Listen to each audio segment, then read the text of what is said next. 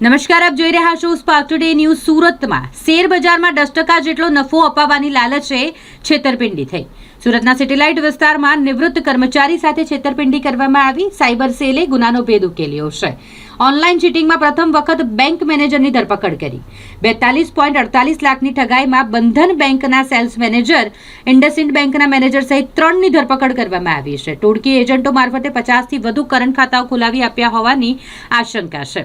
ચીટિંગમાં bank મેનેજરને 60,000ની રકમ મળી હતી. સેટેલાઇટના રહેતા નિવૃત્તને શેરબજારમાં 10% નફો આપવાની વાત કરી 42.48 લાખની રકમ પડાવાઈ. મહિના પહેલા નોંધાયેલા ગુનામાં ઇન્ડસઇન્ડ બેંકના મેનેજર અને બંધન બેંકના સેલ્સ મેનેજર સહિત 3 પકડાયા. કરંટ ખાતાઓમાં સાયબર ફ્રોડની કરોડોની રકમ આવી. આગામી દિવસમાં આ ટોળકીનું કરોડોનું ભોપાળું સામે આવી શકે છે. સાયબર ક્રાઇમે રાહુલ ચંપક મિસ્ત્રી, મિલન જયંતિ સાંગાણી અને ઉર્વિશ સંજય નસીતની ધરપકડ કરી છે.